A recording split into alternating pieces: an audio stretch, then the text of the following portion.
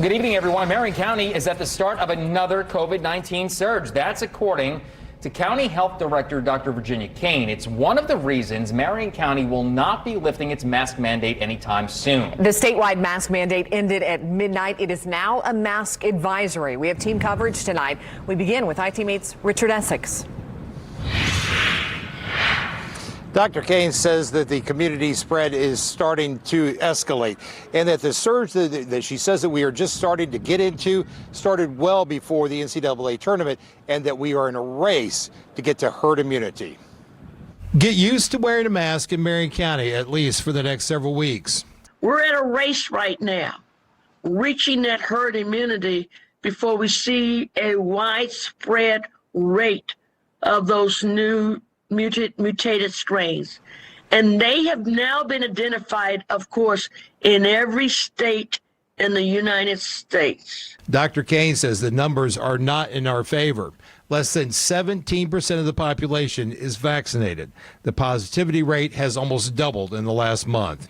I'm hoping that we will have a milder and a lower surge based on how slowly we're seeing the increase. So yes, I expect now, based on these numbers, to see a surge.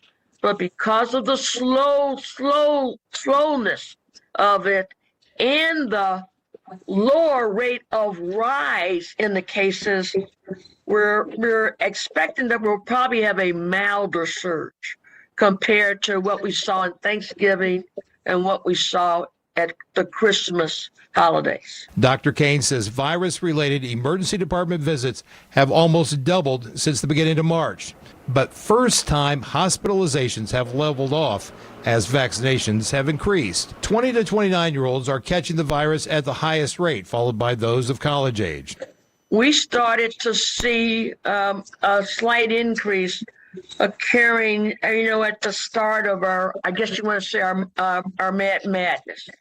So we most likely our initial surge has been related more to the spring break. Dr. Kane says there has been a steady rise in cases among school-age kids, but she says no schools are in danger of closing. The biggest challenge in facing Marion County is herd immunity, or getting 70 to 80% of the county vaccinated before mutated strains start to spread here into the county. Dr. Kane says we will not know for at least 2 weeks if the NCAA basketball tournament will become a super spreader. In downtown Indianapolis, Richard Essex, Wish TV, wishtv.com, and follow us on Facebook. News 8's Demi Johnson is in Carmel, where businesses are taking different approaches to the mask advisory. Yeah, you can see that if you walk down the street here in the Art and Design District. Silver in the City still requiring masks. Right next door, no label at the table. They have a sign up too saying masks required. But right next door at Art on Main, they tell me they're leaving it up to the customers. We also spoke with businesses in Fishers, which has a health department separate from Hamilton County. Fishers is going with the governor and ending its public health orders. The manager at Handel's Homemade Ice Cream says employees will continue to wear masks, but customers will no longer have to. Meanwhile, the Blue Peppermint Boutique in Fishers is keeping its mask requirement in place. It's not our job to enforce people wearing masks when that mandate is up. All we can do is enforce what our employees are doing and how we want to attack it. I'm not quite sure what to expect. We may have a little bit more pushback or some people who are less willing to wear the masks, which I think in that case, I would just kindly ask that someone does put it on.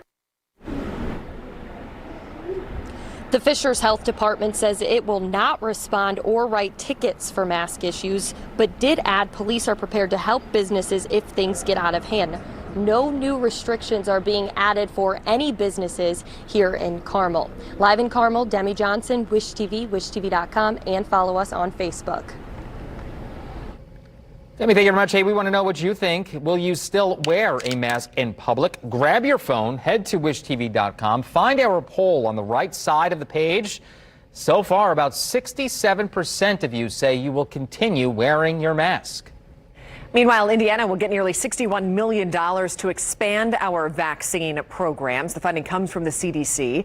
It can be used for innovative partnerships with community-based organizations to increase vaccinations, including in underserved populations. Most of the funding must focus on specific programs and initiatives intended to increase vaccine access, acceptance, and uptake among racial and ethnic minority communities. Local health departments, community-based organizations, and community health centers will also get a chunk of that money. Well, your statewide news network covers Gary, where tomorrow a new mass vaccination clinic will open. State and federal officials are hoping to address equal access to vaccinations for Black and brown communities. News 8's Camila Fernandez joins us now with that story. Camila. Brooke, this is a partnership between federal and state officials. They're opening this clinic at the former Roosevelt High School in Gary, an area that is home to many Black and Hispanic people. I'm told these communities have been disproportionately impacted by the coronavirus, so they're hoping to change that. The clinic is expected to begin tomorrow. It's a collaboration between the Biden administration and the state of Indiana. The site will administer 2,000 shots per day, and it will operate 7 days a week from 9 a.m. to 7 p.m. Another 1,000 shots a day will be available through mobile vaccine units. That's an estimated 21,000 shots a week. On Tuesday, state and federal officials gathered at the high school to celebrate the new clinic. They say it's critical that Black and brown communities get the support they need. I'm just trying to really be the Pied Piper for those most hit, those Black, brown, the most socially vulnerable folks that this pandemic has hit so hard, to say we have to get the vaccine. But what this represents about everyone coming together and making sure what we're doing is truly, by definition, equitable. People who aren't able to get to Gary, IU Health says they're offering free rides to any vaccination site in the state. I'm told there will also be bilingual staff at the clinic.